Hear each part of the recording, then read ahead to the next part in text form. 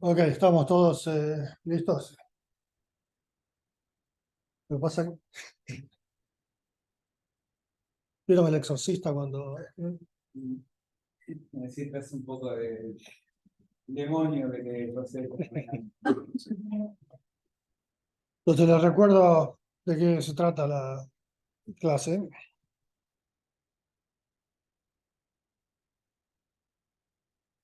Pues,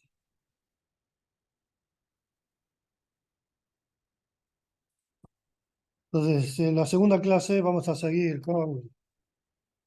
¿Se acuerdan lo que vimos la semana pasada? Que está, el lunes, que teníamos, dimos introducción a blockchains y empezamos, dimos la instrucción y empezamos a ver qué tipo de herramientas criptográficas se usaban para que esto funcione, ¿no? Entonces hoy vamos a seguir con eso y vamos a hablar un poco más sobre Bitcoin, cómo funciona en la práctica y probablemente no lleguemos a la parte de estructura de datos que son muy básicas, pero queremos ver qué tipo de estructura de datos se usan en Bitcoin y en Ethereum. ¿Ok? Y como el lunes es feriado, entonces probablemente esta parte la pasemos, la segunda parte de Blockchain Network la pasemos para el jueves, además de hablar sobre la red, el testnet, donde van a programar, y una introducción básica a Solidity, que básicamente hay un montón de tutorials en internet, ¿no? Vamos a ir básicamente ver por arriba y ustedes pueden por su cuenta ver de qué se trata, pero es muy básico de saber algo de programar. Y también ahí vamos a dar, como cubrimos todos estos elementos, vamos a dar la primera tarea. ¿Ok? ¿Alguna pregunta sobre la clase pasada? Sí. ¿Cuál era Era retórico. ¿Por qué no podían, para todo lo que era eCash, por qué no podían usar la RCA? ¿Por qué era necesario todo esto de Baum? ¿De qué? Oh, no, Shaun. Baum. No, Shaun lo que hizo, RCA no es blind, no es lo que hizo, la mejoró a RCA para ver cómo hacer el blinding, para cómo ofuscar las firmas en RCA. Porque, o sea, RCA no te da aprobación Eh, de ningún tipo. no. Okay. Y eso es una cuestión. La otra cuestión es que eCash se acopla al sistema bancario actual, ¿no? O sea que está todo. ¿Qué significa eso? Que hay un banco central, acá hay banco central, hay bancos y demás, y controlan los instrumentos financieros, ¿no? La cuestión de Bitcoin y todas estas criptomonedas es que eso no hay más, es distribuido, no hay más gobierno de todas estas cosas. ¿Ok? El Banco Central puede decir, bueno, me quedo con todos tus ahorros, todos tus fondos. ¿Cómo se llama el plan ese? O sea que, Bonex, ¿cómo era? Sí, los forzamos a convertir todo lo que tiene el banco a pesos, ese tipo de cosas. Eso es una estructura centralizada, es lo que hace. Esto es descentralizado, no hay control. Uno tiene que tener fe en que lo que alguien puso como código para que se corra tiene que hacer lo que es lo que está prescripto para hacer, ¿no? Pero eso uno lo puede demostrar independientemente y demás. Entonces esto funciona y después uno ve cuándo va a funcionar. En el caso del Bitcoin no es que siempre, o estas criptomonedas, no es que va a funcionar siempre. Si la descentralización va a funcionar, si en general la mayoría de los participantes hacen lo que el código le dice que tiene que hacer, ¿no? O sea, si hay una mayoría de tipos que quieren hacer lo que quieren, no hay ninguna garantía. Sí, o sea, es descentralizado, pero todavía tiene que cumplirse ciertas condiciones.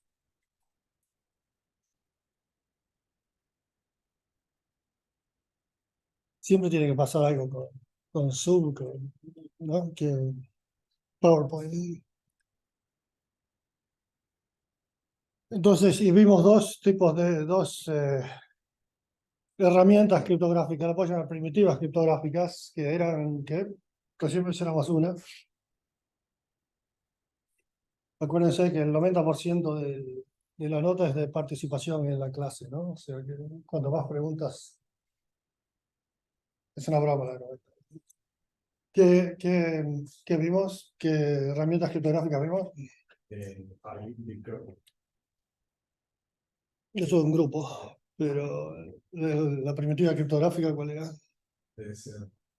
¿Eh? Esto es un esquema particular, es firmas digitales. Esa era una de esas, una de las. Y la otra era funciones hash. Sí, es un Word que vamos a ver hoy. Sí, y eso es lo que viene.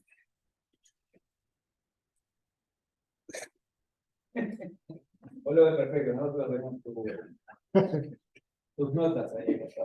Todos los alumnos no entienden nada. No, no hay notas. Tenía duda, ¿eh? F.ck.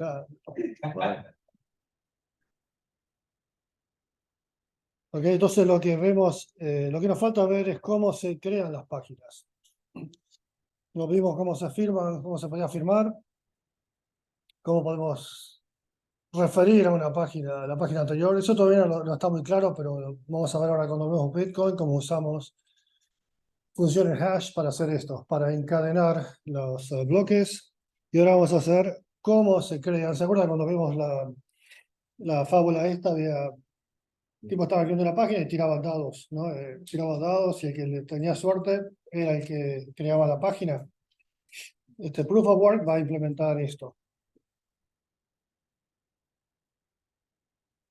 Ok, y acá el artista de PowerPoint sacó este dibujito que ¿no? Ve que están el miner, eso es un miner, ¿cómo se dice? Un minero, ¿eh? Que está cavando y sacando. Una entera. Que tiene imaginación.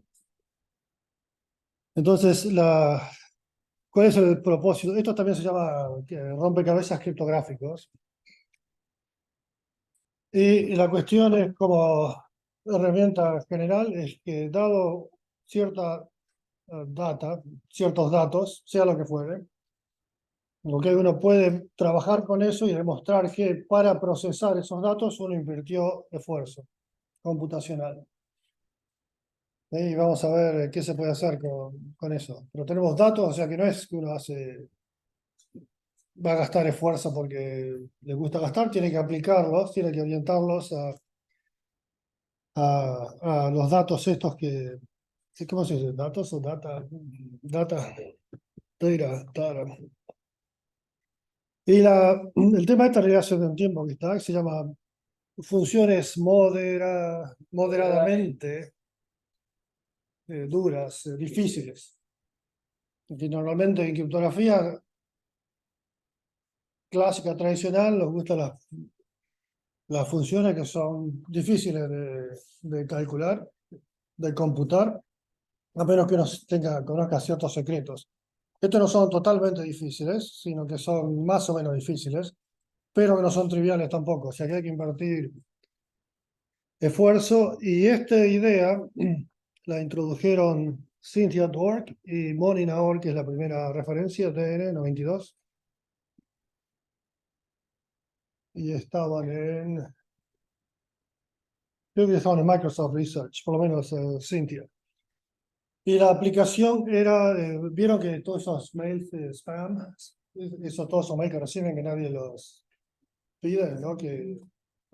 Uno recibe porque es gratis, porque es fácil, ¿no? Uno los puede mandar muy fácilmente e inundar la red con estos mails. En esa época se llamaba junk mail, ¿no? Spam vino después.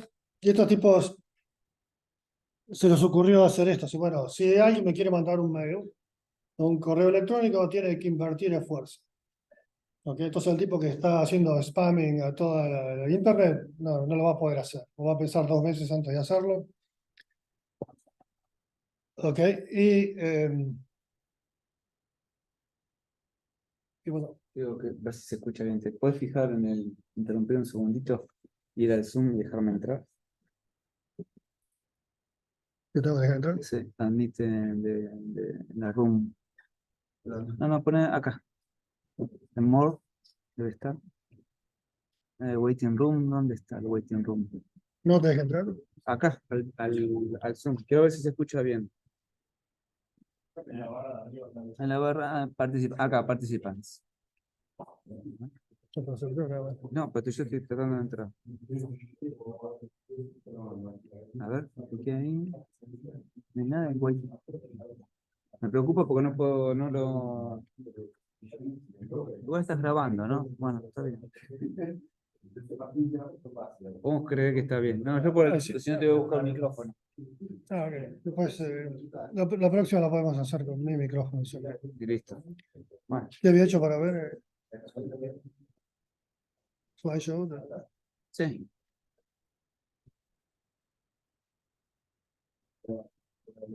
Lo quería ver si.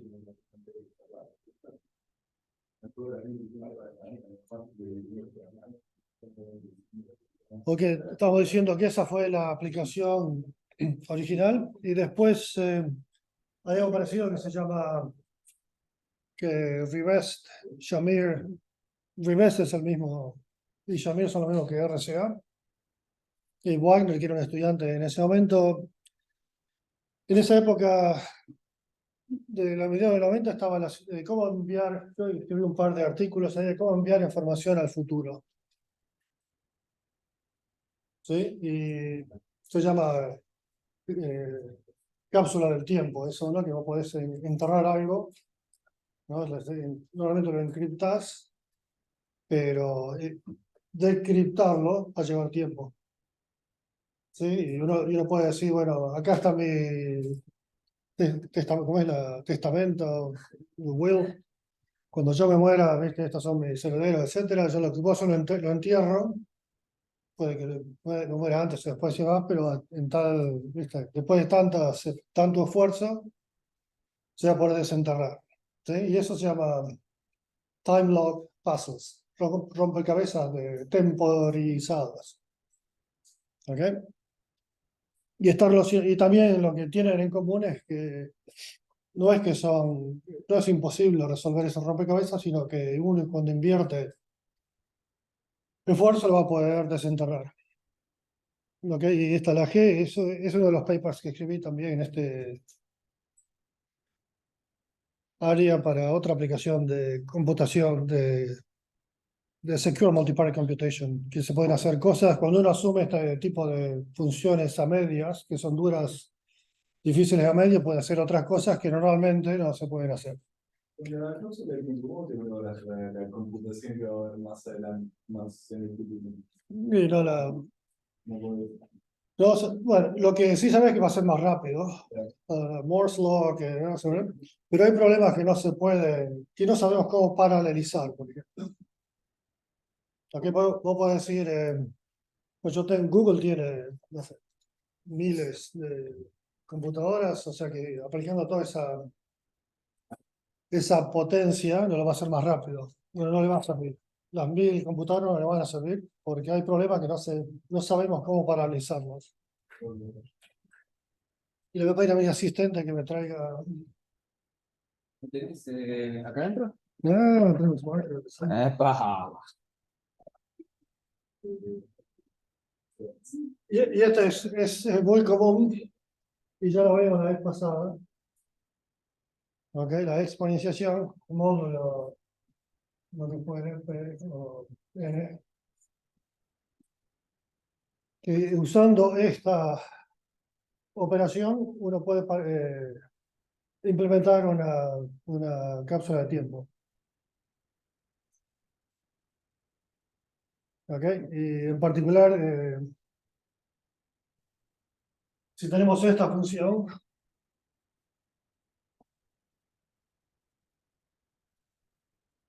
¿Sí? Estamos hablando de 2, o sea que cada vez que lo multiplicamos es como lo estamos haciendo, lo estamos desplazando, ¿no? Pero no es 2 a la algo, sino 2 a la 2 a la algo. Este tipo de secuencias son populares en teoría de números y demás. Ok, y si quiero llegar hasta 2 a la 2 a la k, esto me va, empiezo con 2.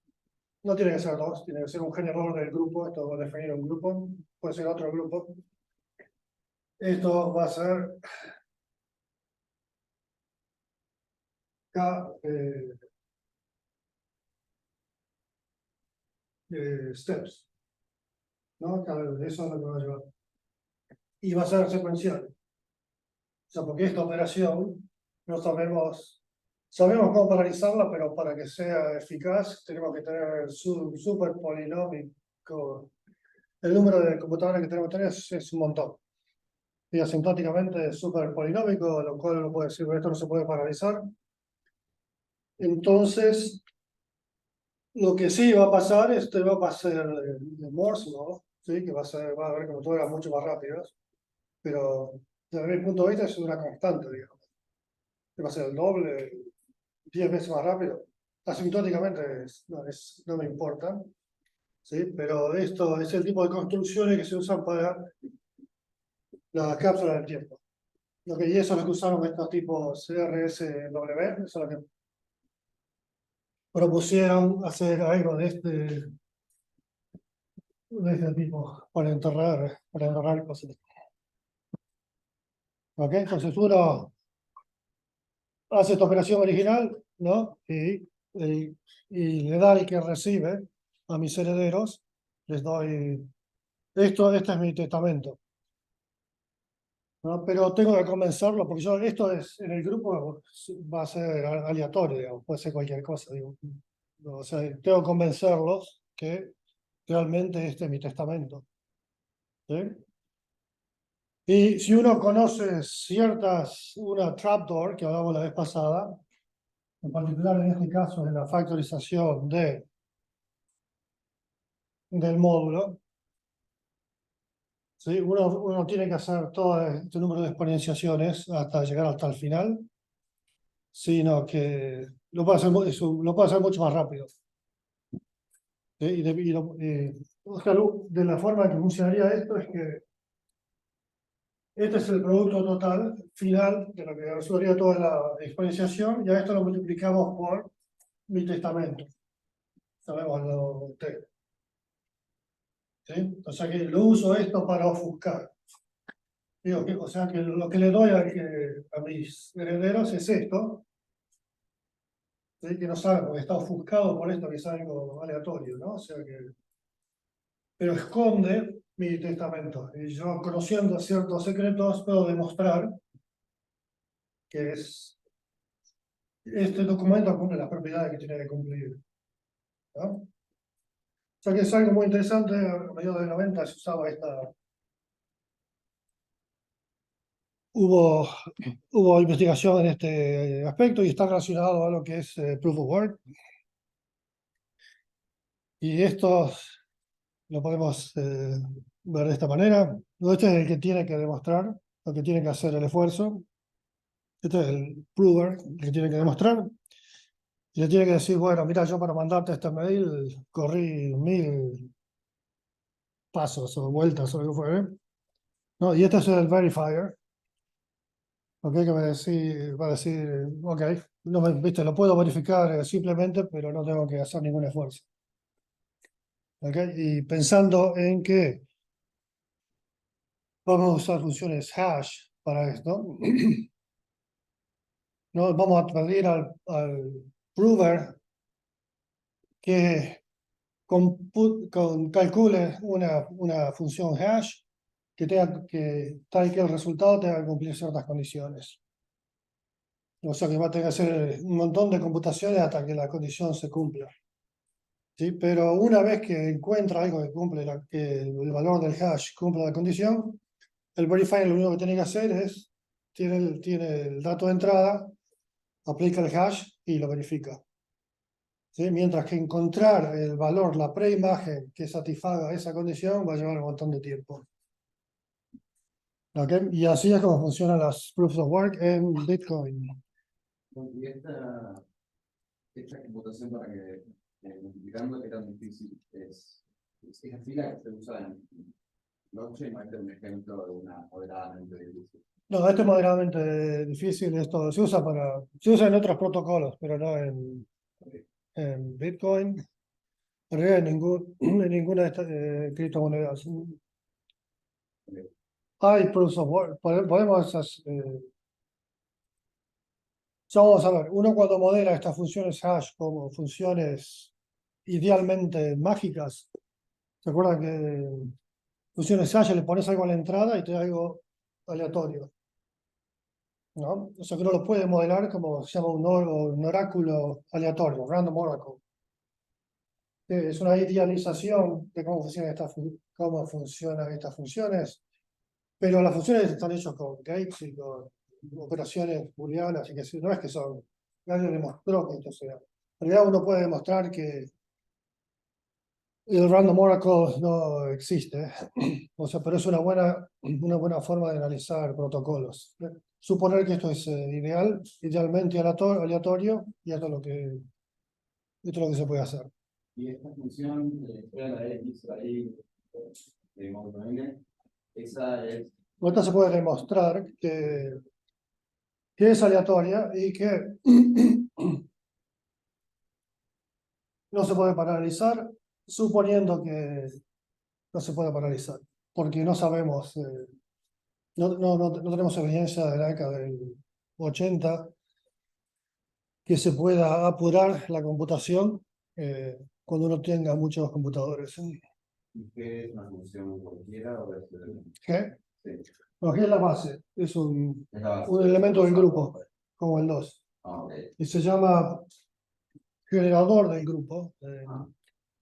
teoría de números, y normalmente el grupo que genera esto, a veces se escribe así. Es el grupo generado por G. El G va a ser la base de lo que haga y me va a generar todos los elementos del grupo. Y el módulo genera un grupo a partir de un generador. Sí, el módulo define el grupo, que normalmente se escribe, Claro, sí, sí. sí, esto significa todos los enteros menores que n. Sí, esto significa el grupo multiplicativo, que tiene una definición particular, pero esto no te da todos los elementos, ¿no? De Zn, sino que te da algunos de los elementos, pero que pertenecen a este grupo. Y n va a ser grande, ¿no? O sea que no es que lo vas a poder buscar exhaustivamente, sino que, digamos, 1000, 2000 bits, es algo bien grande. Era un grupo más chico, entonces. Sí, es más chico. No son todos los elementos, sino que son ciertos elementos, por eso no te da ninguna ventaja saber que es más chico. ¿Ok? Entonces hablamos de hash function y todo eso, pero esto es una definición más formal. ¿Ok? Entonces supongamos que tenemos un predicado eficiente de calcular. ¿Cuál es la diferencia entre predicado y función? Es un caso especial que da verdadero, falso, 0, 1. Esa es la salida, pero se lo aplica a un elemento arbitrario, ¿no? Le aplicas eso y te das verdadero, falso, 0, 1. ¿Ok? Y va a haber, en este caso tenemos dos componentes. Uno serían los datos que hay que aplicar al predicado, ¿sí? Y el otro lo tenemos que encontrar de un espacio de testigos, witness space.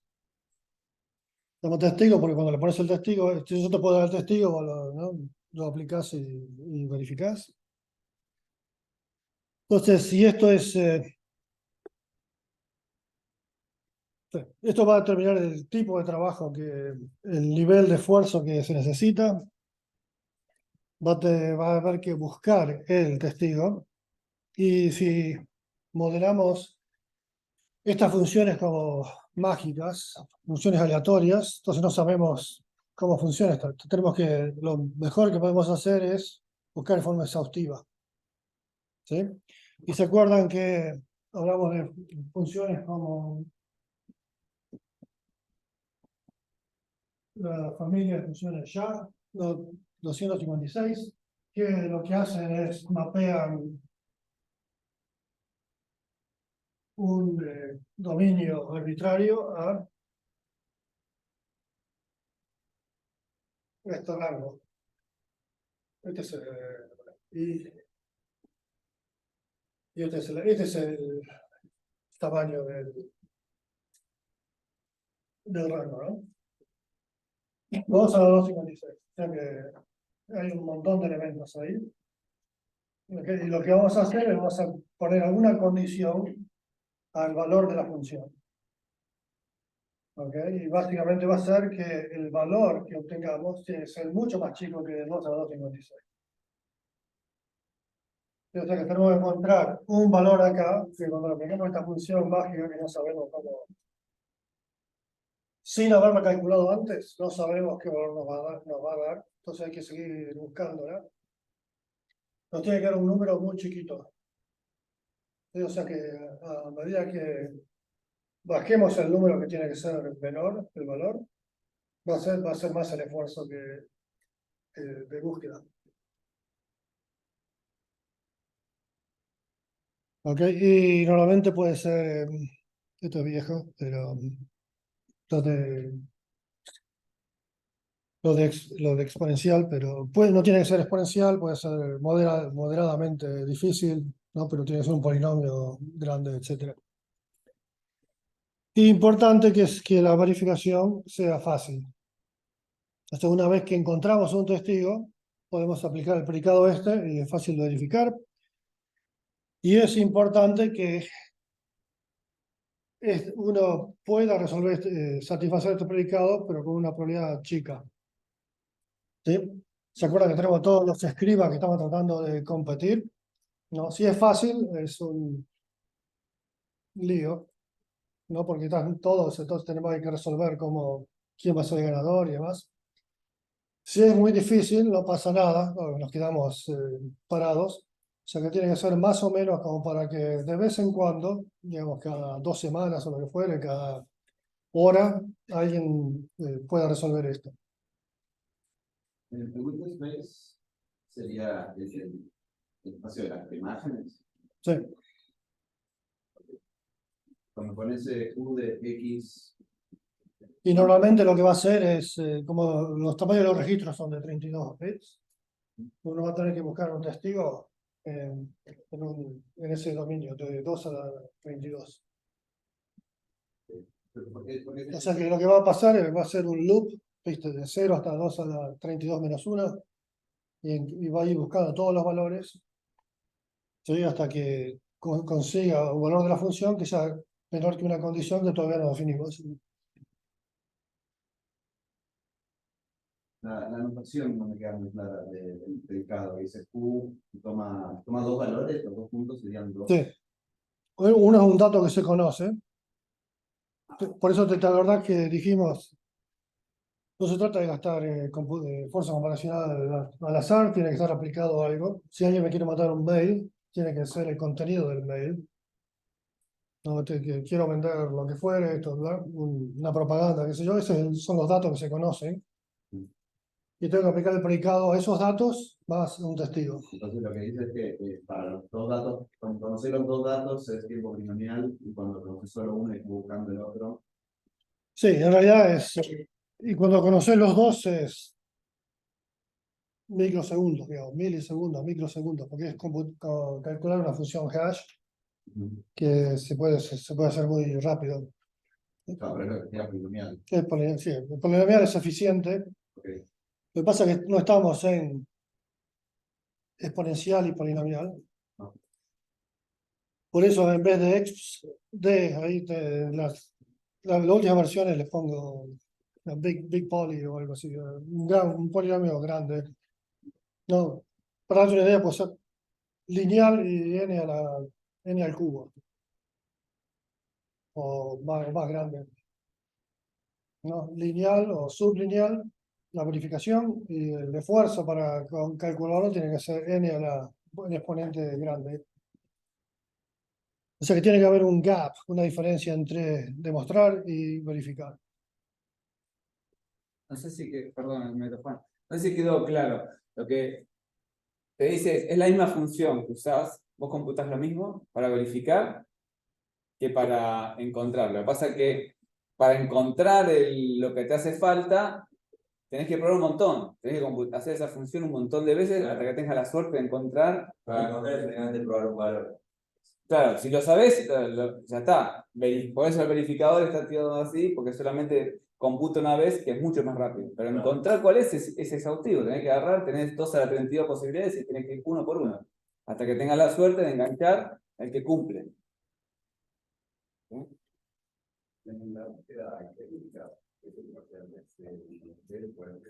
Sí, normalmente lo que hace, si hablamos de los mining pools, que son los que están en China, por ejemplo, o en Texas, esto sí se puede paralelizar.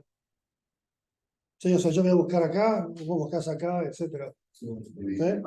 Pero a priori no tenés nada que te diga dónde te conviene buscar. No.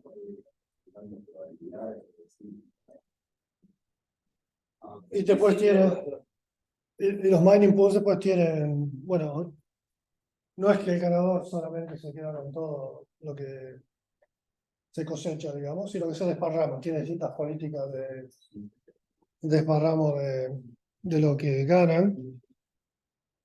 Y avanzando un poco, lo que se va a ganar es cuando uno resuelve esta proof of work, ¿sí? Recibe una recompensa en Bitcoin, por lo menos en el caso de Bitcoin, ¿no? Que va a ser, empezó a cierto valor y cada 4 años se va dividiendo por la mitad, creo que está en 12,5. Que es sustancial, ¿no? O sea, entonces van a ganar plata haciendo eso. Y además para instalar las transacciones en los bloques, que todavía no vimos cómo se hacen, también van a cobrarle cómo se cobra la tarjeta de crédito para cuando hay una transacción. Y también hay distintas reglas para ver cuánto se va a cobrar, si es por el tamaño de la transacción, etcétera. Pero es mucho menor que lo que ganan cuando resuelven una de estas proof of work. No sé si sabe, más o menos está 30.000 ahora. Cada vez que encontrás un bloque son 3 por 6, son $180.000.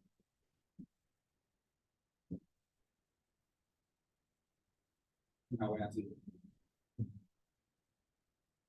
Bueno, y acá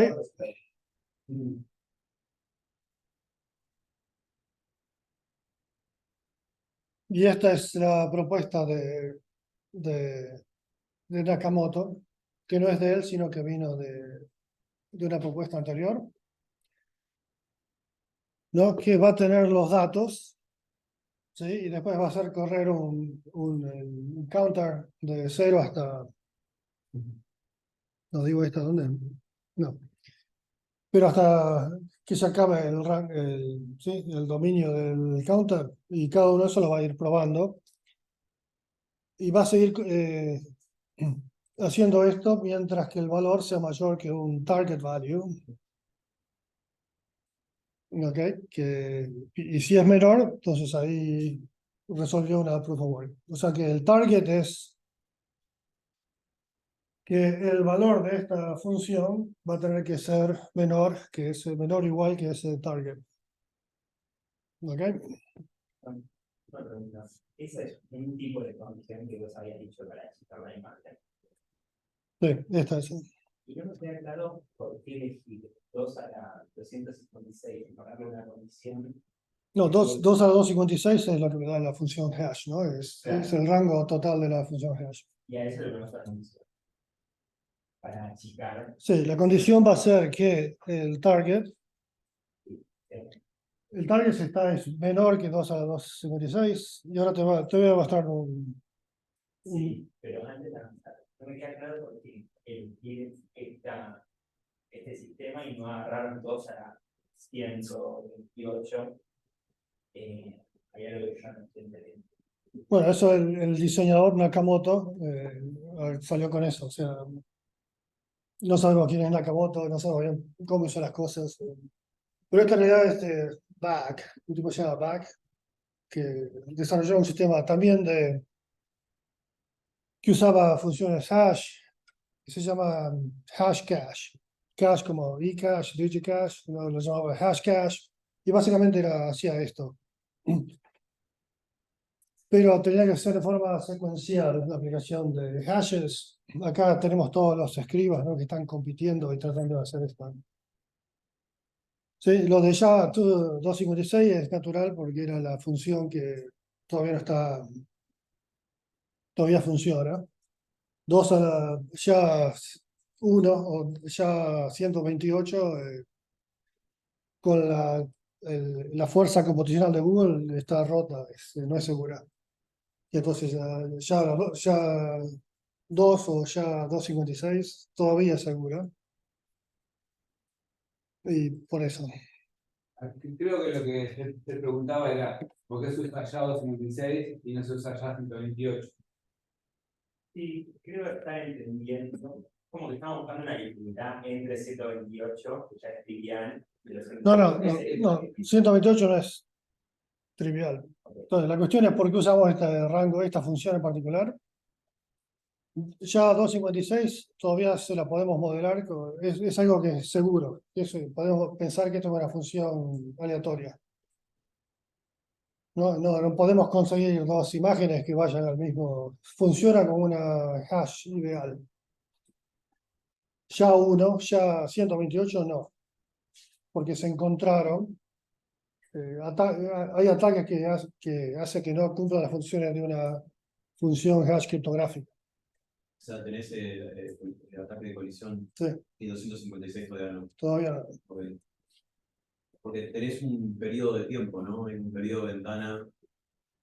No, eh, no, es de acá hasta el final, al fin del universo. Sí, No es que tenés que hacerlo ahora. claro, Se pero puede paralizar, o sea, computación el poderío computacional de Google, ¿sí? Y lo hicieron y llevó un montón creo que algo así como un año usando todas las máquinas de Google, para darte una idea, ¿no? O sea, que no es que lo vas a hacer claro, en la Mac, pero desde el punto de vista criptográfico no es seguro. O sea, ya 256 es muy, muy improbable. Y más aún, este tipo de construcciones, incluso usando computadores cuánticas, no son más resistentes que este tipo de cosas, donde acá se puede resolver mucho más fácil. Una pregunta, ¿el ataque o lo vulnerable sería que yo pueda subir a la blockchain muchas cosas que pueda hacer spam, junk? No, que no, este diseño está pensado como para que vos tengas que invertir, tengas que hacer una búsqueda exhaustiva. Claro, entiendo. O sea y eso pasa porque puede modelar la función como una función aleatoria. Ok. Sí. Una probabilidad. En particular cumple collision resistance, ¿no?, que satisface todas estas funciones. En la ya 128 no podemos decir más que se pueda modelar así. Esta todavía, sí. Pero lo malo de SHA-1 es que habría mucho spam. Eso No, sería. no, spam era como la gente empezó a pensar de estas funciones moderadamente difíciles. Ok, Era otra aplicación totalmente distinta. dale. Y tiene mucho sentido, ¿no? Porque mandan mail, yo no quiero recibir mail tuyo. Si querés mandarme un mail, tenés que invertir en esfuerzo. Y idealmente me gustaría, ¿viste? A vos te pongo más esfuerzo. Pero la condición que tiene que cumplirse es esta. Está claro esto de que cuando vos voy a aplicar esta función, estoy buscando un argumento que me dé un valor, pero el valor tiene que ser menor que este target. ¿Sí? Y vamos a ver un ejemplo numérico de cómo es. Y está ahí. No, estos supuestamente son en hexadecimal, todas la representación total del rango. Y fíjate que lo estoy haciendo mucho más chico, o sea que tiene que tener todos esos ceros al comienzo. O sea que tenés que encontrar algo que cuando aplicar la función esté en ese subrango. ¿Ok? Esa es la idea de simple, no es elegante y lo podemos hacer de forma distribuida. Y uno puede analizar, como hicimos en el artículo que escribimos, cuál es la probabilidad de qué condiciones tienen que dar para que esto se resuelva, para que haya más de un tipo que resuelva el problema, etcétera. ¿Por qué menor igual no igual? No, no, igual tenés good luck. Igual es, claro, sí, claro, Sí, no, no, es una lista de dos. Lotería es lo peor. Sí, sí, por eso digo, Igual es imposible, nada es imposible, pero lo que sí, ¿tienen que ser ceros o puede ser cualquier cosa al principio? ¿Por qué se ponen ceros? No, tiene que ser menor, por eso ahí capturás que sea. Claro, pero vos podías pedir un prefijo de cualquier forma. Entonces vamos a ver que sí, y cuando vemos proofs of work que son un poco más avanzadas, vamos a ver que se puede separar particionar el rango entre distintas cosas y podés. Sí, y esto es lo que pensó Nakamoto basado en este otro, en Hashcash. Y estaba por decir algo que no recuerdo. Bueno, ¿Puedo volver al anterior por los dos para que les quede bien? O sea, perdón, si no me vas a hacer olvidar de nuevo. Y esto no es fijo, ¿no? Ok, el diseño es todavía más sofisticado que, porque esto significa que si la cantidad de mineros aumenta, no va a haber más gente trabajando, va a haber más tipos ganar la lotería, ¿no? O sea que lo que tiene Bitcoin es una forma de recalcular la dificultad. Sí, en la medida que vaya habiendo más blocks generados, esto se va a usar para generar nuevos blocks, ¿no? En la blockchain. Cuando haya más, lo va a ser más difícil. ¿No? Y cuando haya menos, lo va a ser menos difícil. Y eso lo vamos a ver al pasar. Y lo que hace es, en realidad, se divide por una y multiplica por una constante la dificultad. Bitcoin es 4, dividido 4 multiplicado por 4. Porque así, ¿por qué 4 y no? A Nakamoto se le ocurre 4. Y eso no siempre, cuando uno tiene un crecimiento exponencial, por ejemplo, de mineros, eso no va, ¿viste? Seguir aumentando por 4 no lo vas a alcanzar, ¿no? O sea que si uno quiere demostrar que esto funciona correctamente, tiene que suponer que la cantidad de mineros va a ser la variación de la cantidad de mineros va a ser muy lenta. No por épocas, eso. Estos, Son mil y pico de dólares. Bueno, hoy es el promedio de cómo anduvo y solo para recuperar un poco lo que decía Juan, si te fijas, la dificultad dice, vos tenés que encontrar un número, vos ejecutás ya 256 con tus datos y tiene que darte, ¿sí?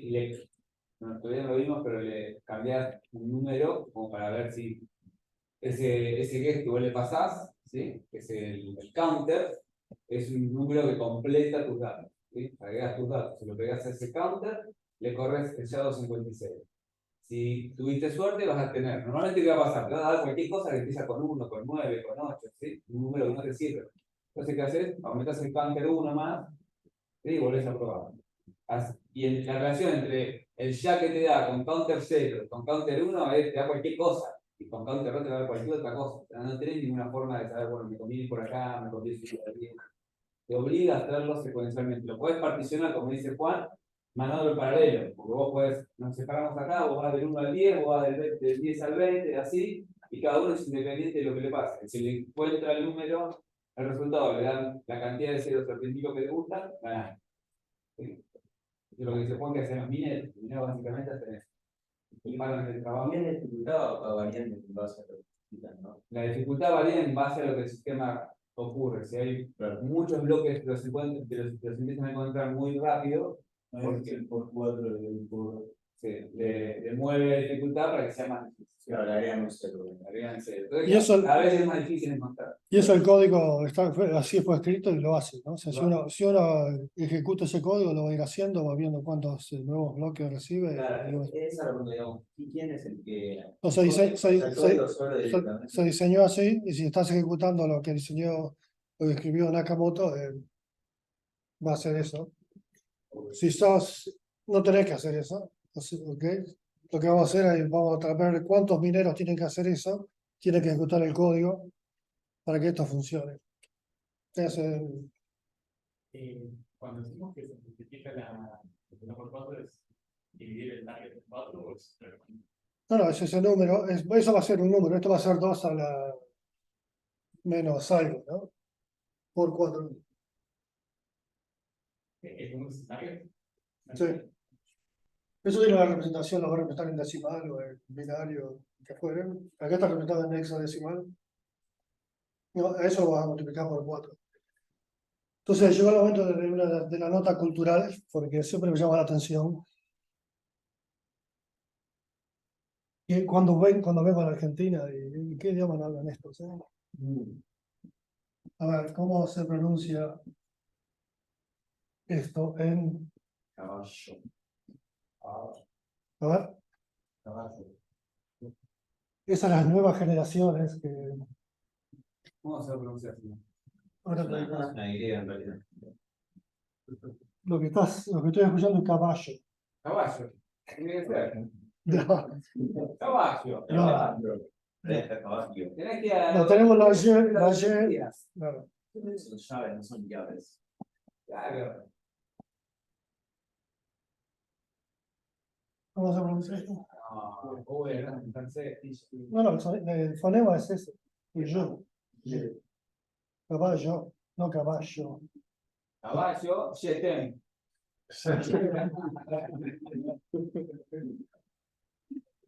¿Cómo se pronuncia esto? A ver, ¿qué chupapel? Ustedes están anotando esto porque fue una evolución paulatina, pero no también los chicos más, mis hijos, los chicos más jóvenes, ¿qué está diciendo? ¿Que me calle? O que... Que te calles, vos dijiste bien, que te Y calles. incluso, en algunos casos, aunque uno lo quiera pronunciar, no lo puede pronunciar. O sea que es muy interesante. El caballo es otro para el Ok, ahora que esa fue la nota cultural, y parece que no vamos a parar porque si no, no terminamos nunca. Entonces vimos, no vamos a hacer un break porque Sí, no, no. ya, ok, y dijimos que para esto usamos ya, ahí sí puede decir ya, Claro. no ya. Ahí está autorizado. Entonces estas son las propiedades que tienen que cumplirse, ¿no? Tiene que ser, la verificación tiene que ser eficiente. No podemos, es una función aleatoria, no sabemos cómo hacerla más eficiente. Sí sabemos si tenemos mining pools y repartimos el dominio, ¿sí? Pero si hay un solo tipo haciendo eso, no lo puede hacer. Importante que eso es independiente, o sea que cada vez que intentamos, no podemos usar lo que hicimos antes. ¿Ok? Y si dos tipos lo están haciendo por su cuenta, van a ser independientes. No solo en ese caso al predicado tenemos que agregar otras cosas, porque además de los datos, tenemos los datos, el testigo, y le vamos a poner un nonce. Si uno ejecuta el código que tiene que ejecutarse, va a generar un nonce. ¿Sabe lo que quiere decir nonce? ¿Eh?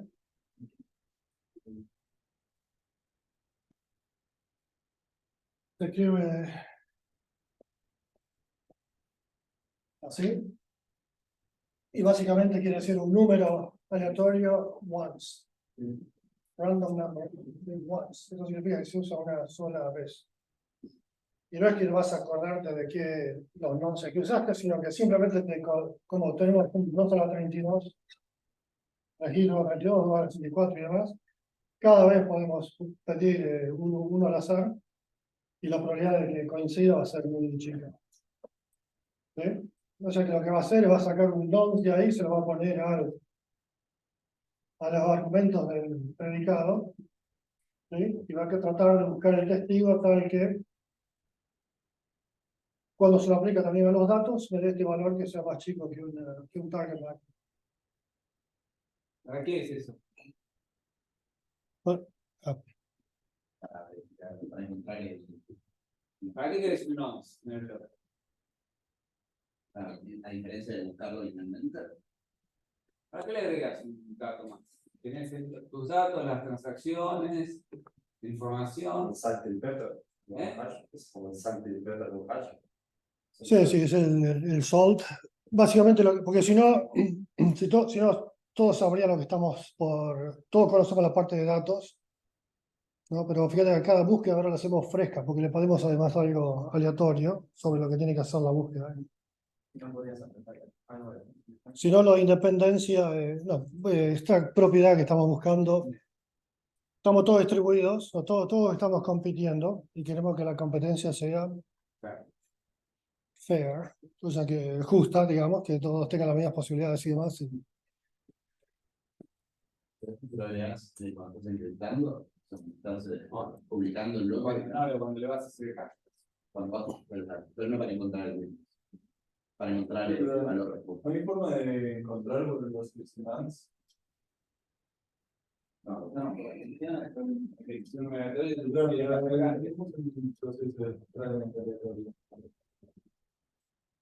Sí, pero si vos tenés una así rara, está. El nonce es para que no se. Para que acá de privada. No hay clave. No hay clave. Esta función, la ya que definimos, no tiene clave privada, ¿no? Es una función, vos le pones algo y te saca un valor. Es determinística. Determinístico, o sea, le pones lo mismo. O sea que le pones lo mismo, te da el mismo valor, porque no hay nada raro, nuevo en la computación, ¿no? Pero si no sabes lo que le vas a poner, el valor que te va a dar es aleatorio. No hay clave. Lo que vimos cuando hablamos de SHA, hash functions, de que una de las aplicaciones era MAC, ¿no? Como autenticar comunicación entre sender y receiver. En ese caso, sí, lo que hacemos es parte de la entrada, es un secreto, ¿no? Entonces, ahí sí se usa una clave. Y es clave simétrica compartida porque tanto el que envía como el que recibe tiene que tener la misma clave. Pero eso es una de las aplicaciones de hash functions. Cada hash function se no tiene clave. Básicamente estamos usando como para implementar este predicado. Y esto se puede formalizar más con dos ritmos. No llegamos a la formalización todavía. Esta es la historia de. Y tendría que estar mirando ahí arriba. Entonces, este tipo se llama Back, hizo hash cache en ese momento. Y esta es lo que estamos viendo es lo que se usa en Bitcoin. Pero hay otros tipos de algoritmos que usan otras criptomonedas. En particular, sabe que primero eran computadoras normales, después hicieron ASICs y sí, arquitecturas que estaban optimizadas para este tipo de computación. ¿No? Entonces hay estos algoritmos como Script, Argon 2 tratan de que no sea posible usar este tipo de optimizaciones y en particular algunas son memory, ¿lo menciono por ahí? No. Sí, memory hardness. Significa que independizan del poder de computación. Y memory hardness significa que son esas proof of work que va a hacer que uno tenga que recorrer la memoria. ¿Sí? Vas a tener una mejor performance haciendo input-output, ¿no?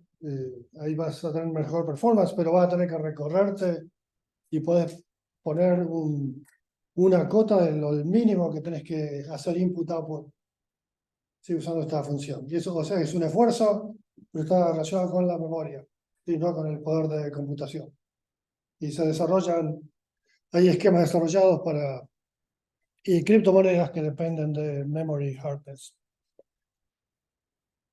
Ok, ¿preguntas? Ok, ahora déjame. Ahora, de nuevo, la criptografía clásica lo que tenemos es fácil y muy difícil. O sea que no la podés computar a menos que conozcas un secreto. Esto está más o menos en el medio, ¿no? Pero estamos tratando de hacerlo de forma que uno tenga que no sea totalmente imposible, pero que uno tenga que invertir esfuerzo y pueda demostrar que invirtió esfuerzo. Y cuando uno hace esto, esta es una de las áreas en las que estoy trabajando, que la llamamos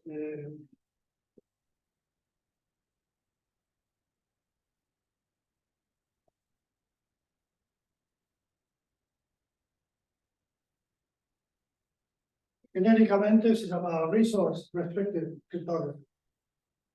¿Okay? No tenés toda la capacidad computacional del mundo, no tenés toda la memoria del mundo. ¿Sí? O sea que estamos usando esto para hacer cosas que normalmente si no, no podrías hacer. ¿Sí? Sí, en Bitcoin específicamente, cuando vos estás minando, lo que tenés es un hash y tenés todo lo anterior que encriptado da ese hash, más más un valor Un random. testigo. Lo que tenés que encontrar es ese valor random. Un testigo, sí. Y ahora lo vamos a ver en el próximo tema. Ok. Básicamente lo que buscas es el nonce del anterior. Bueno, el nonce es para hacer que sea independiente del proof of work. Lo demás tenemos que buscar un testigo, tal que si lo aplicas a todo, tengas un valor que sea menor que el target value. Agarras toda la información del bloque terminó, que prepara el bloque con las transacciones, tiene el hash del bloque anterior, lo mete como parte de la data, agarra el nonce, lo pone ahí, y después tiene un pedacito de esa información, otro pedacito más, que es tu counter, lo que vas probando. Perfecto. Lo completa con 0, pero le dio menor que el target, no, digo, le pongo 1. ¿Sí? Okay. Para siempre, hasta que encuentres uno que justo empieza con esa cantidad de ceros. El que primero lo encuentra de todos los minos, gana. Ok. Entonces necesitas que, dado el nombre que tenés, además se para esta regla. Entonces, Esteban, lo que vamos a tratar de terminar ese punto ahora. Sí, el jueves Bitcoin in Practice. Y lo demás el jueves. Pregunta. ¿Podrás dar un Que tiene que ejemplo generar una proof of work. A ver ¿Podrás dar un ejemplo de memory hardness? No me quedó muy claro cómo sería para explicar. Sí, a ver un ejemplo particular. Básicamente lo que voy a hacer es que tienes que hacer un walk. Si yo puedo ajustar la memoria de cierta forma y quiero que vos vayas a tocar al azar distintos puntos de la memoria. ¿Sí? Y eso lo tenés que hacer. El algoritmo te va a hacer que vos hagas eso y vos vas a determinar la cantidad de veces que tenés que buscar en estos. Sí, el algoritmo te va diciendo que tenés que ir a, no sé si disco o memoria externa, tal dirección, tal dirección, tal dirección. Y eso lo va a tener que demostrar y después puedes demostrar que hiciste eso. Pero hacer todas estas operaciones, esa caminata aleatoria sobre la memoria, te va a consumir tiempo. Independientemente de. También puedes tener un chip optimizado para que haya búsquedas y demás, pero sí, que no va a ser el mismo chip que usas en los ASICs para apurar este tipo de computación.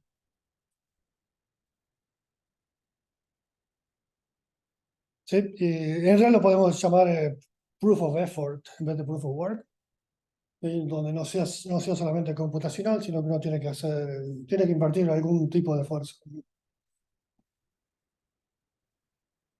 Ok, entonces vamos a ver blocks.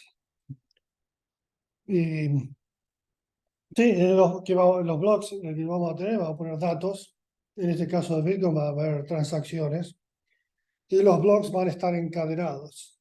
¿Sí? Y la cuestión es cómo, en este caso, empieza a la izquierda. Sí, lo podemos presentar con la flecha para allá porque es el próximo bloque. Pero esto significa, la dirección de la flecha significa que apretamos el hash y apuntamos a esto, ¿no? Este hash es el hash del bloque anterior, etc. Y esto es, ¿cómo se dice? Transitivo, ¿no? Porque una vez que seguís poniendo esto, va a ir caminando para atrás. Ok, y el problema de Bitcoin en general es de transferir fondos digitales, ¿no? Y hablamos de, estamos transfiriendo, alguien tiene que hacer la cuenta y llevar el registro de todas estas cosas. Para eso hablamos de Ledger o Distributed Ledger, tiene que ser el libro donde están asentadas todas estas transacciones. Esto se va a hacer más o menos así. No hablamos de cómo empieza, cómo empezamos, cómo va a empezar, pero va a empezar de un block inicial que se llama el Genesis block. ¿Sí? Y de ahí va a ir block 1, block 2 y demás. Y cada block va a tener transacciones. ¿Sí? Y cualquier usuario, eso es lo que se mantiene en los servidores, los mineros van a ir manteniendo esta estructura. Los que están abajo son usuarios, ¿sí? Que van a ir entrando transacciones para que se instalen que los mineros lo instalen en el bloque. Y para que la transacción sea válida, tiene que, si Esteban me quiere mandar plata a mí, tiene que tener suficientes fondos para mandármelos. No, la cuestión con Bitcoin es que esto es público, o sea, todas las transacciones están ahí a la vista y vamos a ver que hay blockchain browsers donde uno puede ver la dirección de cada transacción, porque esto las transacciones van a estar ordenadas usando estructura de datos que vamos a ver en la clase que viene. ¿Sí? Y número de cuenta, de qué cuenta le pasó fondos a qué otra cuenta. ¿Sí? Esas cuentas van a ser seudónimas. O sea, no va a ser anónimo, como iba a ser eCash, que hablamos la vez pasada. Es seudónimo porque cada uno va a tener uno o más seudónimos. Pero uno puede investigar, ¿no? Buscar este seudónimo todas las veces que aparece y demás, y de qué parte de la red de Internet vino, ¿no? Entonces eso no es exactamente incondicional, sino que se puede desanonimar. ¿Existe eso? ¿Ok? Y una vez que se cumplen ciertas condiciones, esto es inmutable. O sea que esto va a quedar ahí hasta el final de la historia. Y estos son cómo van el tipo de participantes en Bitcoin o en otras criptomonedas. Tenemos los miners, los mineros, que van a mantener el ledger, el libro, y no lo hacen por altruistas, sino que porque cada vez que generan un bloque tienen una recompensa y además les van a cobrar para instalar transacciones. El que quiere transferir fondos, okay, va a decir, va a comunicarse con todos los miners y estoy tratando de mandarle fondos a Esteban. Okay, y cuando esa transacción se instala, para que Esteban lo pueda recibir, va a tener que generarse una cuenta. Entonces yo tengo que saber su cuenta antes de hacer la transferencia. Y después va a tener que verificar en el blockchain que esta transacción cuando se instaló pasó. ¿Sí? Las cuentas dejan los fondos, ¿cuándo se verifica? Pero ya los fondos están en el blockchain, no hay otros tipos de monedas, pero cuando se te acreditan, cuando se hace la transferencia hacia uno, si uno, sabiendo la clave secreta que corresponde a la clave pública, sí, va a poder mover esos fondos. ¿Ok? Sí, para eso se usa. Primero hablemos de cómo se hacen las cuentas. ¿Se acuerdan que hablamos de SA? Que se podía, basado en logaritmo discreto y que la implementación es curvas elípticas. Bitcoin usa esta en particular. ¿Ok? Y cada cuenta es para firmas, ¿no? Cada cuenta tiene una clave de secreto, una clave para firmar y una clave para verificar. Sí, azul y verde, no sé cuál es. Pero entonces la cuenta correspondiente va a ser intuitivamente un hash de la clave pública. Que en realidad ahí hay dos hashes, una es RipeMD y otra es SHA-256. RipeMD es otra función hash, que tampoco es segura, pero fue diseñado así, y dos veces el hash, y en cierta representación. ¿Sí? Y esto es un ejemplo de de cómo puede ser una clave, una cuenta. Entonces, para transferir, se usa la clave secreta para firmar las transacciones. Y hablamos de wallets, es donde uno tiene todas las claves. En particular, uno puede tener en su posesión o lo puede delegar a alguien para que las tenga. Por ejemplo, Coinbase. ¿Sí? Coinbase, uno de los servicios que tiene, se administra las claves. El otro es, ¿cómo se llama? El que fue preso ahora. ¿Cómo se llama? El del exchange.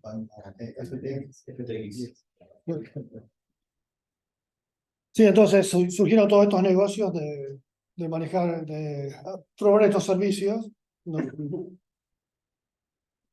Y bueno, y cosas pasan. Pero uno al principio las puede tener en sus propias wallets, las puedes tener, y en particular las puedes tener offline, no tenés que tener conectada a tu computadora, sino conectarte cuando necesitas. ¿Pero qué necesitas que sea un hash de la pública? O sea, Nakamoto pensó que era bueno hacer eso, ¿no? No, es porque la clave pública también se ve aleatoria. Si le pones un hash, se ve más aleatoria. Pero recuerden que lo que vimos no es ninguna de las propiedades de una función hash que el resultado tenga que ser aleatorio. En la práctica sí se ve aleatoria, pero no hay nada en la definición que diga que tiene que ser aleatorio. En particular, para estas cosas tiene que ser impredecible, pero no aleatorio. Sí, aleatorio implica impredecible, pero en la práctica se usa como una función no solamente como un oráculo aleatorio, sino cuando se le pone una clave, se lo conoce como una función pseudo-random function. ¿Okay? Que significa que eso te va a dar valores aleatorios y no se puede distinguir de una función aleatoria real. Nadie que esté computacionalmente limitado a computaciones polinómicas puede distinguir uno de otro. Sí, esta función, SHA-256 se piensa que se comporta como una pseudo-random function, pero no hay ninguna demostración que lo valide. Okay, entonces tenemos wallets y una transacción puede ser de este tipo. Yo que he identificado por mi clave pública o hash en mi clave pública, le transferí un Bitcoin a esta cuenta. ¿Sí? O sea que este Bitcoin, esos fondos están en la posesión de esta cuenta. Y el wallet no tiene el Bitcoin, ¿no? Pero está registrado por todos lados, que es el dueño de este tipo de Bitcoin en particular. ¿Me vas a preguntar?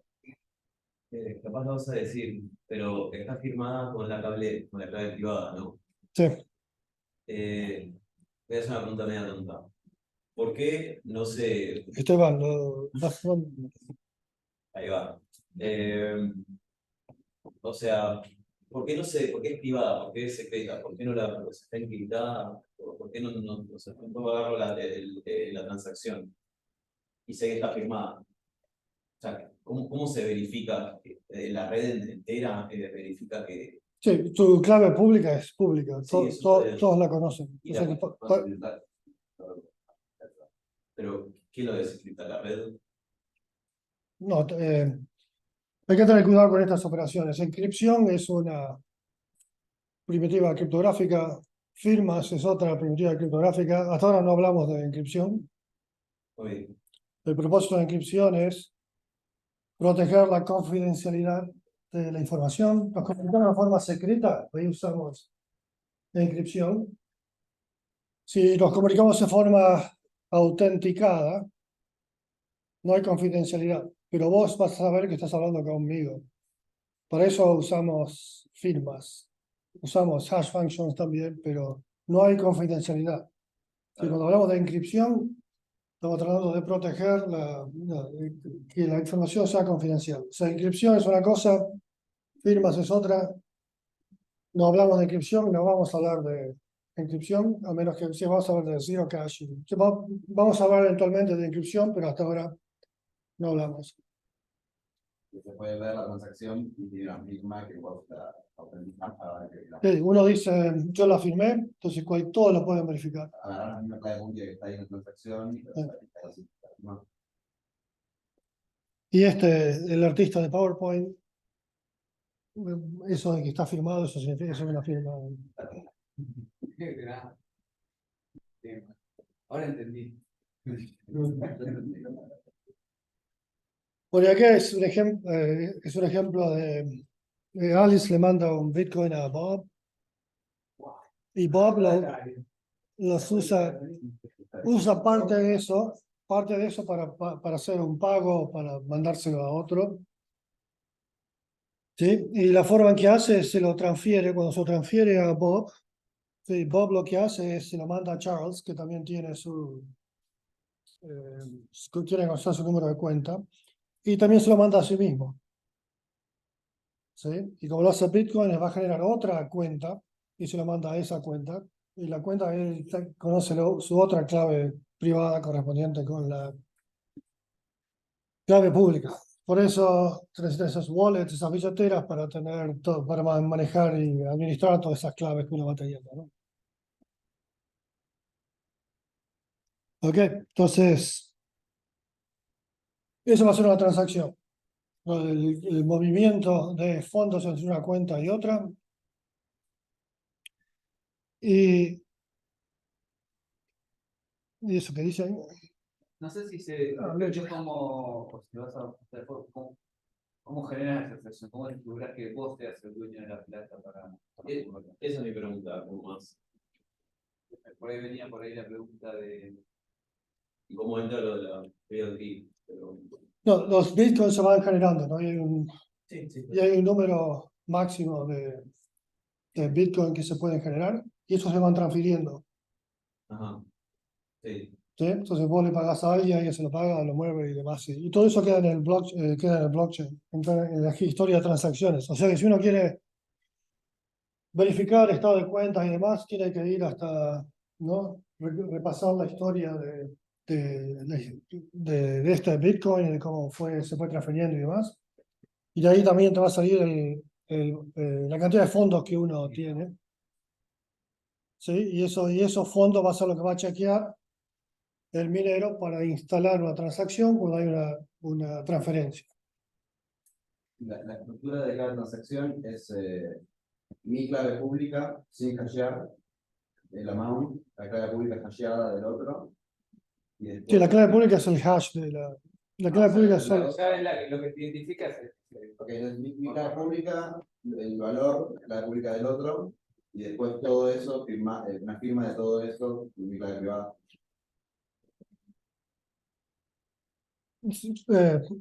Sí, la transferencia, esta transferencia la estoy autorizando yo.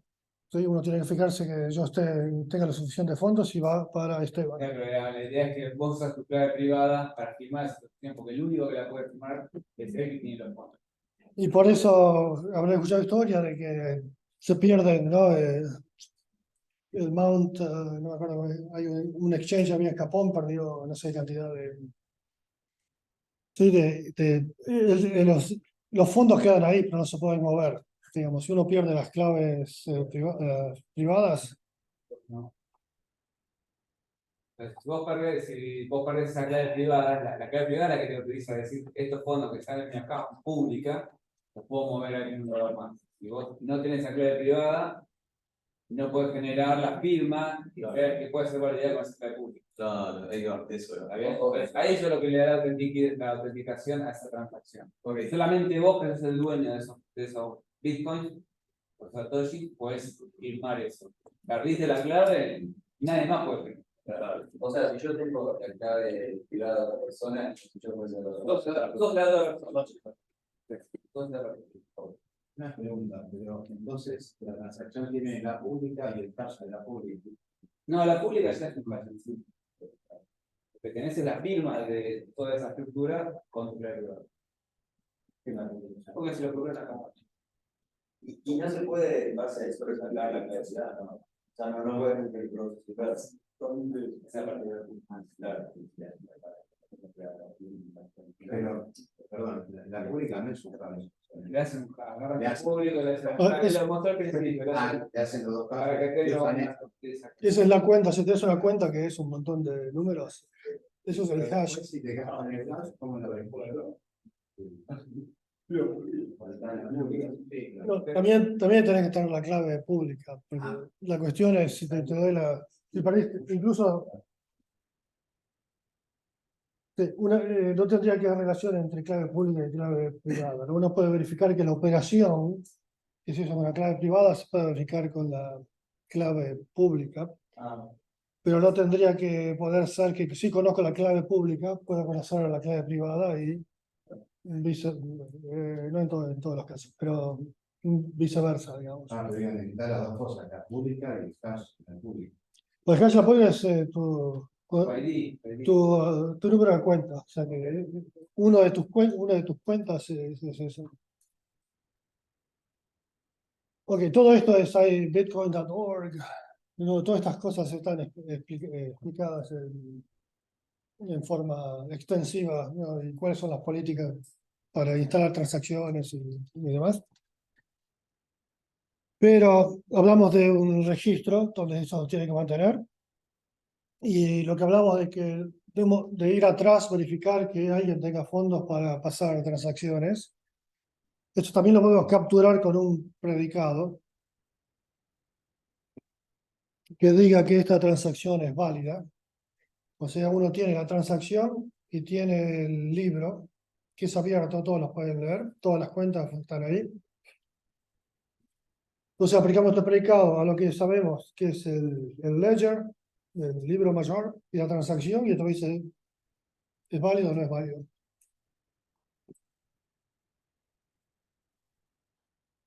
¿Ok? ¿Y cuál es el problema de esto? Estamos tratando de implementar esto de forma distribuida. ¿No? Y distribuida, pues, para eso tenemos que tener una vista común. Es un problema fundamental del sistema distribuidos. No, tenemos que tener una vista común. Algunos de los participantes tienen sus propios intereses, pueden crash, no pueden dejar de funcionar y demás. O sea que tenemos que tratar de conseguir esta vista distribuida, pero cada miner lo va a hacer de acuerdo a lo que tiene, a su vista local. ¿Ok? Y eso es un problema porque a lo mejor todavía la última transacción no me llegó, yo de acuerdo a lo que estoy viendo, viste, Esteban tiene fondos, pero pasa que Esteban se fue de fiesta anoche y ahora no tiene más fondos. Por esa transacción todavía no se actualizó en mi versión del libro, ¿no? O sea que esto puede hacer que Esteban se le ocurra, todavía esto no apareció, entonces le voy a usar esta plata que pagué, ahora lo voy a hacer para otra cosa. Y eso en estos sistemas de pago se llama double spending. Así que puedo usar los mismos fondos para dos cosas distintas. O sea que lo que no tiene que pasar es que estas dos transacciones que se usan con los mismos fondos sean las dos válidas. O sea que si una es válida, la otra tiene que ser falsa. ¿Ok? Y todos los mineros que están usando esto ven una transacción inválida, no la van a aceptar. Pero para eso tienen que estar de acuerdo en tener la misma vista del ledger. Si digo ledger, sabe de lo que estoy hablando, ¿no? O sea que no tengo que... ¿Ok? Entonces, sí, tenemos como la situación bancaria no, a la que estamos acostumbrados, ¿no? Y concentra toda la actividad, ¿no? O sea que el Banco de Galicia no va a tener todas las transacciones ahí, si aparece una transacción. Igualmente, el Banco de Galicia implementa su cosa de forma distribuida, pues es otra cuestión, que no es lo que estamos tratando de hacer, pero va a tener un registro central donde están todas las transacciones. Si existiese un solo minero, entonces no habría problema porque hay una sola copia de eso, pero hay un montón de mineros y algunos pueden que estén haciendo cosas que no tienen que hacer. Y además, nadie necesita permiso para participar en esto. O sea, cualquiera puede empezar, tiene suficientes recursos, puede empezar a trabajar como un miner. Y él va a tener una copia, ella va a tener una copia. ¿Dónde están las chicas? Perdón. Tienes que imaginar que era- Las chicas Están minando. Había uno y tú lo en realidad cuando, Había uno en la escuela, conseguí echarla. Dice, este es el curso más difícil que hay aquí, no se te El profesor es un desastre, no sé, le dije la verdad. No. Tenía un conflicto porque tenía una visión diferente del sistema y estaba haciendo doble spending de su tiempo. Tenía que estar en dos lugares al mismo tiempo. no es uno, son distribuidos, o sea, puede haber miles de mineros por todos lados. Y además lo que se llama permissionless, que significa que no se necesita permiso para participar. O sea que no es un sistema distribuido tradicional, donde en un sistema tradicional, como dije, el Banco de Galicia tiene un sistema distribuido, pero sabe exactamente quién está participando, ¿no? Y toda la comunicación está autenticada, nadie se puede meter a participar. Acá eso no funciona. Y a ver qué digo ahí. Eso se llama, esto es de Newsweek, como salió permissionless, eso significa que los participantes en realidad ni se conocen unos y otros, ¿no? Y en realidad ni se saben cuál es el número efectivo de participantes que está funcionando. Supuestamente el sistema de blockchain, Bitcoin, automáticamente va a ajustar la dificultad dependiendo de la cantidad de participación. Pero eso no lo haces a partir de la cantidad de participantes, sino a partir de la cantidad de veces que es. El resultado, sí.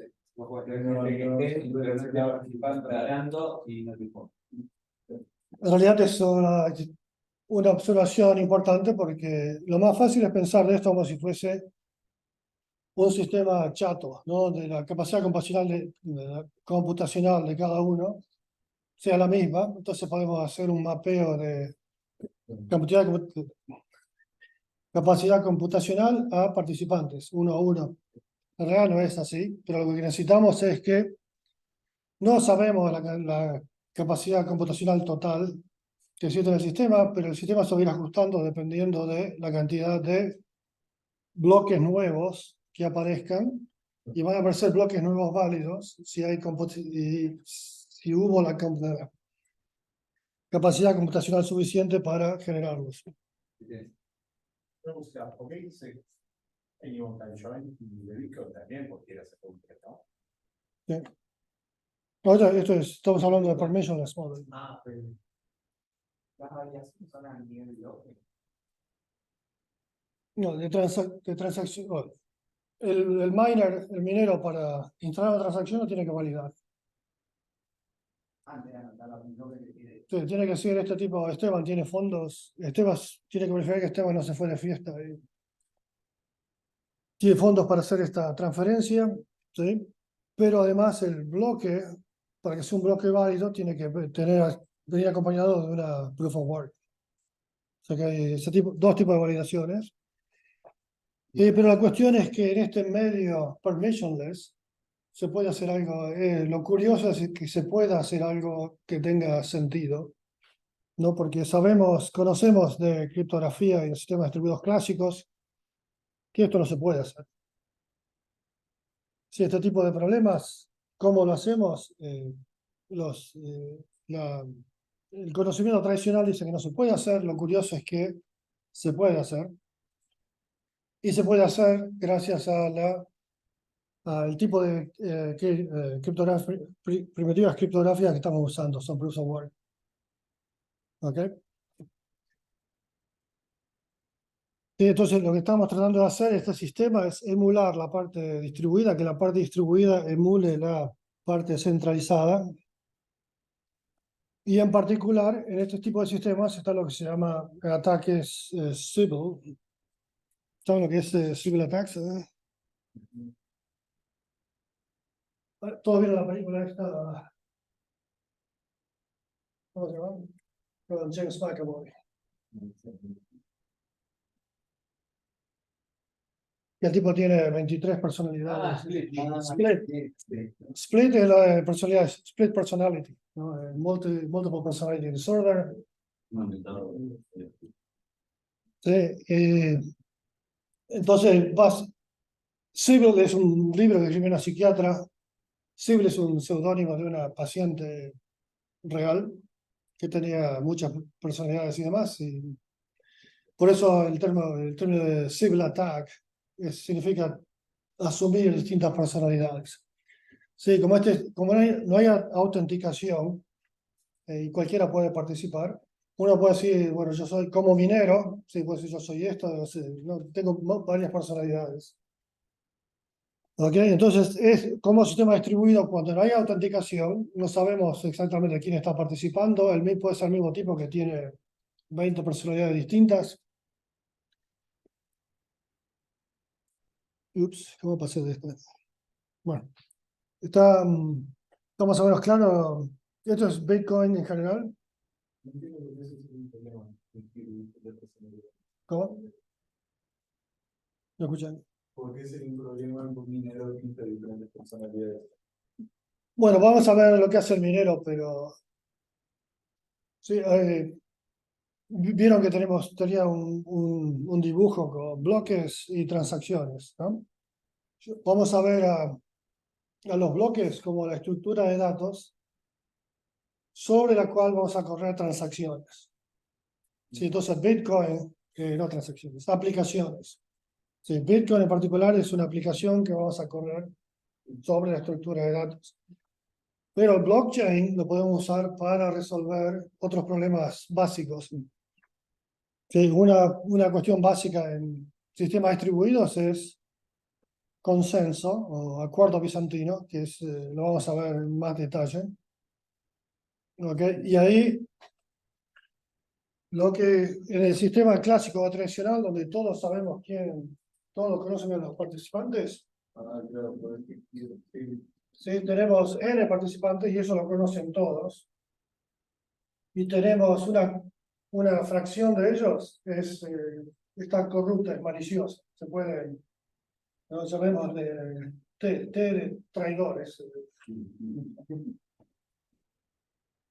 ¿Ok? Y sabemos que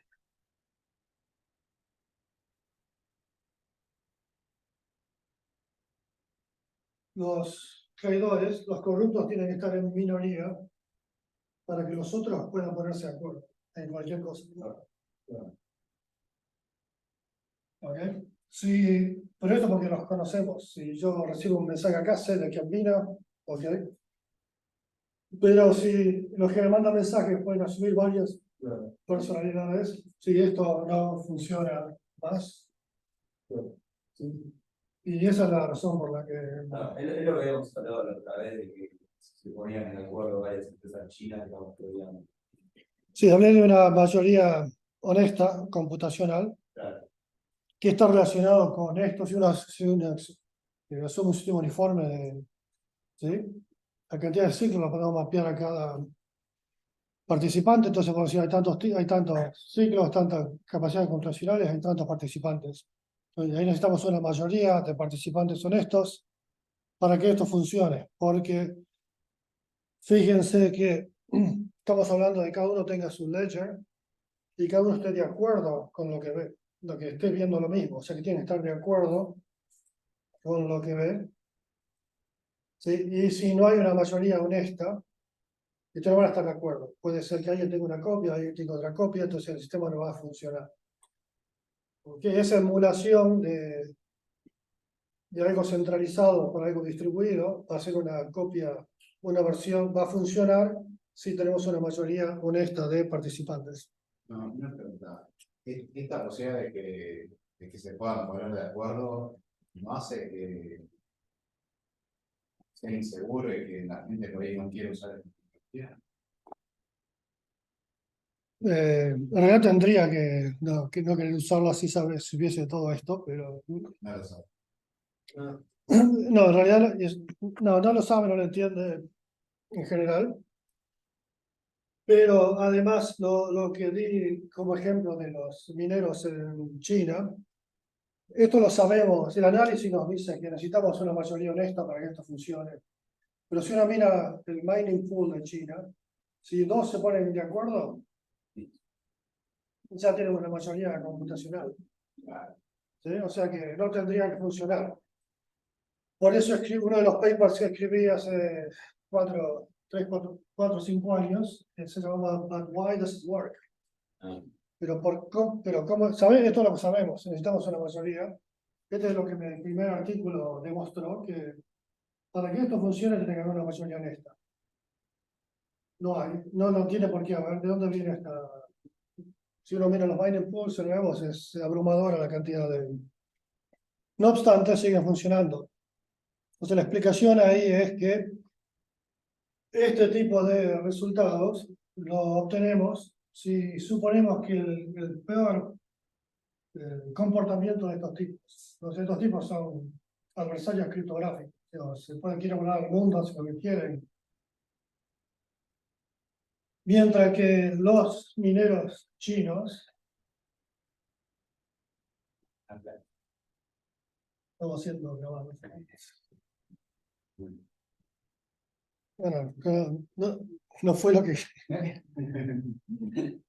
Todo lo que el disclaimer que falta, ¿no? Los dichos por en esta relación por mí, no por el dicho por mí. Vas a ver un pip. No sé, claro, todo pareció que en realidad, mira coincidencia. Si uno lo modela desde el punto de vista racional, de teoría de juegos, sí, supuestamente estos mineros lo que quieren no están gastando ciclos y energía porque si se lo manda el Partido Comunista, aunque sí.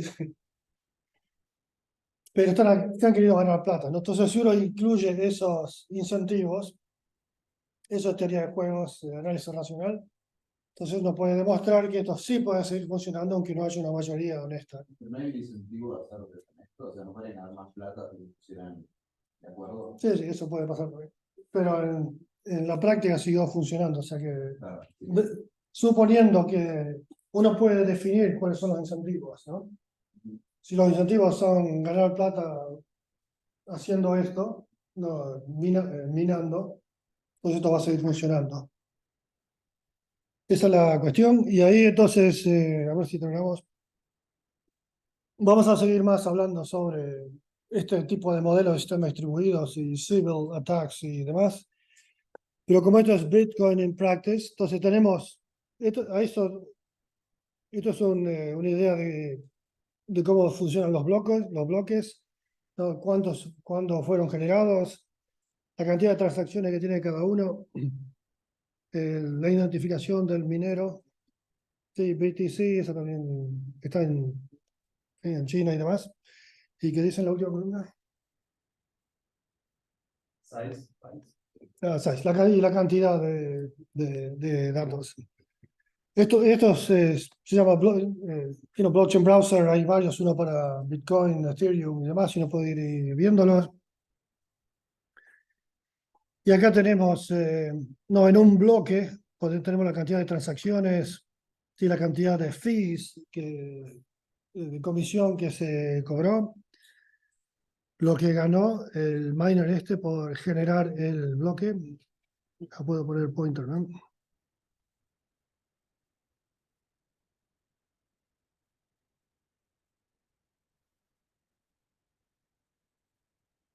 Sí, acá tenemos la cantidad de lo que ganó. ¿Qué más tenemos? Se ve El, mucho mejor en la pantalla de... bueno, esto la compartimos, las transparencias, ¿no? O sea que fíjense los datos que hay, lo que tenemos ahí. No, pero se ve muy mal en la pantalla. Vos acá tenías como campos en la transacción y ahí no se veía nada. Ya en los recuadritos, ¿no? Lo que se haga cada vez que tiene un bloque va bajando, ¿no? Para el tiempo. O cada 4 años. Y cuando no se haga más, Se cree que van a vivir de los pisos, de las condiciones de las transacciones. ¿Y va a ser mucho menos o va a ser? Depende de cuánto valga el visto. Va a ser menos porque ahora ganas 6 por cada cosa, pero después las fees son bastante altas. Claro. Hay gráficos online muy buenos que te muestran las fees por transacción promedio, cambia el tiempo, o sea que el minero puede llegar a sacar mucha plata. Claro, lo que tiene una cantidad limitada de transacciones. ¿Cómo? No El bloque tiene un tamaño fijo. siempre hay una cantidad. Sí. O memoria, ¿no? Las transacciones tienen Sí, distintos sí. espacios, o sea que lo que se puede enchufar, lo que se puede meter en un bloque. Y después hay variantes. Hay algo que se llama Bitcoin Cash, que es una variante donde dicen, bueno, tenemos que aumentar el tamaño del bloque para que esto funcione más rápido y demás. Hay distintas variantes, ese es el original. Entonces eso es una transacción en general. Y acá tenemos la identificación de las transacciones, en cuántos segundos, la cantidad de Bitcoin que se movieron, y este es el último. La cantidad de dólares. Sí. Una pregunta. En un momento mencionó que la cantidad de Bitcoin es finita. ¿Se sabe si el número? Sí, 21 millones. 21 millones. Y hasta, Se agotan. Se van a agotar cada medida que. o sea, pero todavía no se encontraron todos. No, creo que estamos en, no me acuerdo, 16 o. Sí, si buscas cuántos bitcoins hay, Pero, digamos, si se acaba, ¿cómo se llama la recompensa? Fees. Claro, pero mi duda es, o sea, ¿cómo liberas un bloque? Porque es una condición. ¿Cómo que? Claro, o sea, yo quiero hacer una referencia de él, bueno, ahí, o sea, pago un tiro minero. Pero tienen que liberar un nuevo bloque, eso no es poquito. No, lo que vas a hacer como cliente, vos estás usando el sistema, ¿no? Los mineros mantienen el sistema. Claro. Lo que vas a hacer es meter la red de. Haces no es un broadcast, pero difundís tu transacción. Supuestamente todos los mineros la reciben, ¿no? Y algunos la van a instalar. Si esa un tipo decide instalarla, y hay distintas reglas para cómo instalarla. Cuando se instala, el tipo tiene que generar un bloque, resolver una proof of work, y donde esa transacción va a aparecer. Entonces ahí va a aparecer en el blockchain. Claro, pero ¿quién te paga el bloque en el caso de que ya no haya más Bitcoin? Bien. No, eso es lo que estamos diciendo, que es incierto lo que va a pasar. La estructura no tiene que cambiar. Puede que y hay los economistas, es una cuestión de economía, no sé cómo va a seguir funcionando este sistema y demás. Pero no se sabe. en particular no va a haber tanto incentivo como para seguir trabajando en esto. Y sí, tiene que gastar un montón de electricidad para cobrar menos, los mineros van a eso por eso. Pero con esto de que se divide a la mitad, vos no podés tener una. O sea, como que por ahí en el gráfico sería más o menos parece una función logarítmica, o sea, que digamos el límite de 21 millones, pero nunca llegás a 21 millones. ¿Entiendes? O sea, como que vos no podrías. Una vez que empezás, vos vas yendo por dos, vas yendo por dos, en algún momento en el 2140, o sea, va a Claro. llegar a entender nada. Pero bueno, antes de eso va a ser muy chiquito, el tipo, digamos, la condición, Claro.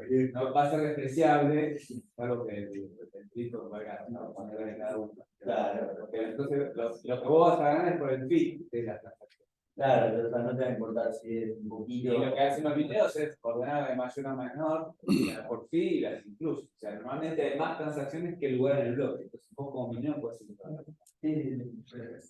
la que más te conviene. Bueno, y ahí está como una transacción se ve, está la identificación de transacción, está la cuenta del que envía fondos, la cuenta del que recibe, la cantidad, etcétera. Y vimos cómo identificamos, ¿se acuerdan cómo identificamos al sender y al receiver? Y lo vimos ahí. Sí, cuando decimos que era la hash de la cuesta, la clave pública. Y la dirección o account funciona como un número de cuenta o una dirección electrónica. ¿Ok? Y esto se puede generar en forma, no tiene que estar online para generarlo. Y como dije antes, esto es seudónimo. Sí, no es anónimo. Y lo que tenemos es wallets para mantener todas las claves que uno va a tener. Y esto es sí. ¿Ok? Y cómo se desarrollan, para hacer desarrollo de blockchains, uno desarrolla estas cosas y después las instala a testnets, y lo que vamos a hacer es, esto no tiene valor real, y lo que vamos a hacer, vamos a trabajar con Ethereum, no lo que los fondos que van a recibir no tienen valor real, y van a, en realidad para no puedes sacar muy pocos valor. Y lo que vamos a usar es Girly, que es fácil de instalar y se puede usar, y eso lo vamos a ver la semana que viene. Y después uno cuando practica y desarrolla estas cosas la pone en producción. Y la cuestión de poner en producción es que una vez que uno las pone en producción, quedó pegado, ¿no? O sea, va a seguir ahí hasta el final. Las aplicaciones, o sea, que uno va a desarrollar sobre blockchains.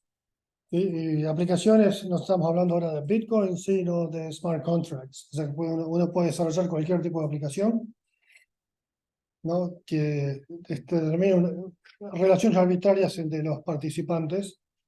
Okay, y en ese caso, en vez de ser una transacción de alguien le manda fondos a otro, ahí los miners no solo van a tener que instalar la transacción, sino que tienen que correr programas que tienen que ejecutar esos smart contracts.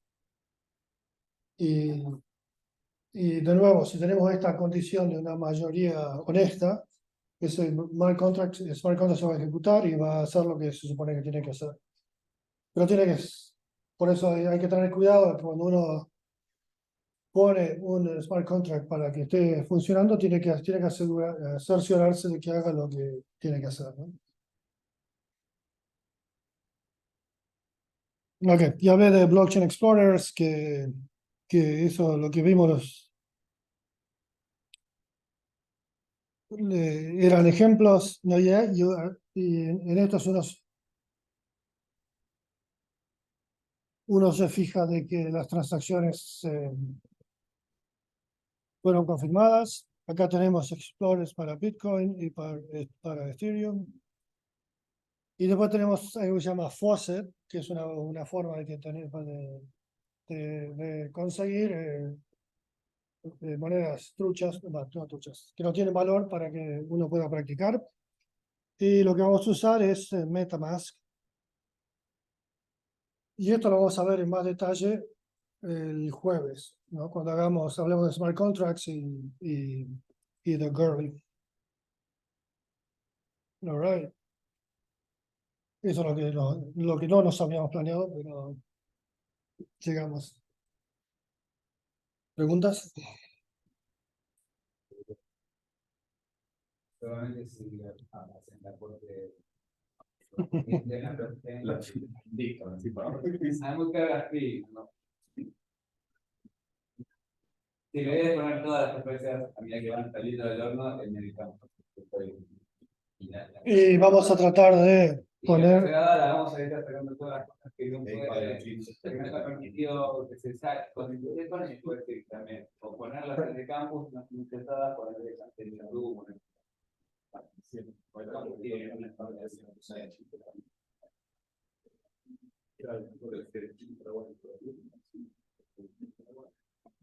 y también vamos a tratar de poner